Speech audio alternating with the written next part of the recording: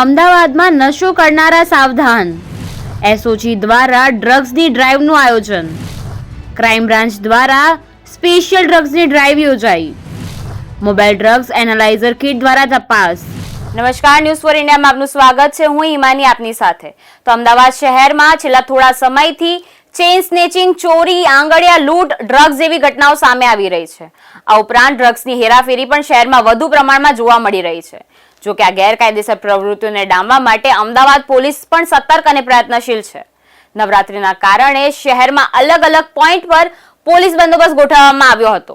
સાથે જ SOG crime branch દ્વારા પણ શહેરના એસજી હાઈવે પર જ્યાંથી મોટી સંખ્યામાં ગરબા રસિયાઓ તથા યુવાઓની અવરજવર થતી હોય છે તે જગ્યા ઉપર સ્પેશિયલ ડ્રાઈવ રાખવામાં આવી હતી. ચેકિંગ દરમિયાન અનેક શંકાસ્પદ વાહન ચાલકોને ઉભા રાખીને મોબાઈલ ડ્રગ્સ એનાલાઇઝર કિટ દ્વારા તપાસવામાં પણ આવ્યા હતા. નવરાત્રીને લઈને એસઓજી ક્રાઇમ બ્રાન્ચ દ્વારા શહેરના અલગ અલગ વિસ્તારોમાં ડ્રગ્સની ડ્રાઈવનું આયોજન કરવામાં આવ્યું હતું. આ ડ્રાઈવ દરમિયાન શહેરના પકવાન સર્કલથી સિંધુ ભવન જતા રોડ પર અલગ અલગ ટીમ દ્વારા ગરબા રમીને જતા, મોંઘી દાટ ગાડી લઈને જતા સહિતના અનેક લોકોને રોકવામાં પણ આવ્યા હતા. તમામને રોકીને મોબાઈલ ડ્રગ્સ એનાલાઇઝર કિટ દ્વારા તપાસવામાં પણ આવ્યા હતા, જેનું સ્થળ પર જ પરિણામ મળી જતું હતું.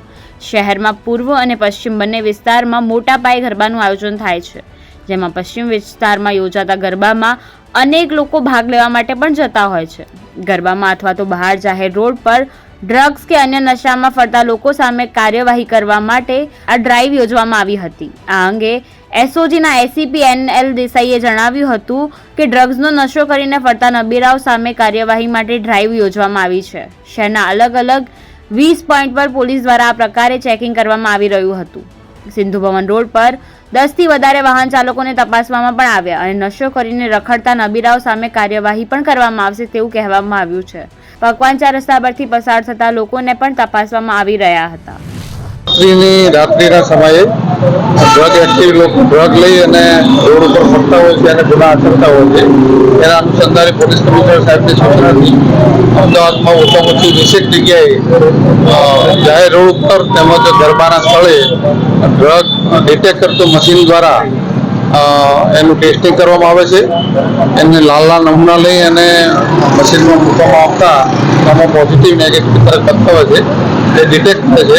જો પોઝિટિવ હોય તો એના સામે કાયદેસર કાર્યવાહી કરવામાં આવે છે અને એને જે ગુનાની કલમો દ્વારા નશ્યત થાય એવી સજા કરવામાં આવે છે. કુલ કેટલા વ્યક્તિઓનું ચેકિંગ દિવસ દરમિયાન કરવામાં આવશે? રાત્રિ દરમિયાન અલગ અલગ 20 જગ્યાએ આ ચેકિંગ ચાલુ છે. તેમજ પ્રોહિબિશનની ડ્રાઈવ પણ ચાલુ છે. આની સાથે 20 જગ્યાએ અલગ અલગ જાહેર રોડ અને મોટા ગરબાની સ્થળે આનું ચેકિંગ કરવામાં આવે છે.